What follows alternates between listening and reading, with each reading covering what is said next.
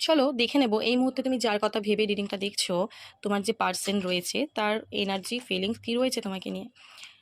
তো এখানে দেখা যাচ্ছে তোমার পার্টনার তো মনের মধ্যে তোমাকেই ধরে বসে রয়েছে, তোমাকে ছেড়ে কিন্তু সে একদমই বেরিয়ে যায়নি। তোমাকে বলুক না বলুক, কিন্তু মনের মধ্যে আজও তোমাকেই রাখে। তো তোমার সাথে দেখা যাচ্ছে ফ্যামিলি চাইছে তোমার পার্সন, তোমার সাথেই কিন্তু ম্যারেজ, তোমার সাথেই পুরো লাইফ টাইম থাকবে, এরকমই কিন্তু তার মাইন্ডসেট তৈরি হচ্ছে ধীরে ধীরে।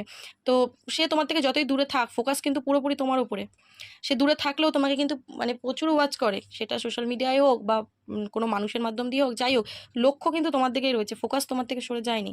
এবং তোমার পার্টনারকে দেখা যাচ্ছে তোমার সাথেই কিন্তু রিইউনিয়ন চাইছে, তোমার সাথে কিন্তু আগে মানে লাইফটাকে কিন্তু তোমার সাথেই কাটাতে চায় তার বাকিটা জীবন, তোমার সাথে রিলেশনশিপটা গ্রোথ চাইছে, দেখতে পেরেছো?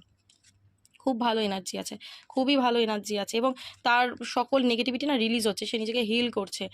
এবং সে মনে করছে তোমার সাথে তার তো কোনো একটা কানেকশন রয়েছে, ঠিক আছে, সোল কানেকশন হতে পারে, কিছু তো একটা কানেকশন রয়েছে। মানে সে যদি তোমাকে ছেড়ে বেরিয়ে গেছিলো, তোমাকে হার্ট করেছিল, আজ কিন্তু সে নিজেও থাকতে পারছে না, কারণ তোমার সাথে একটা কানেকশন ফিল করছে।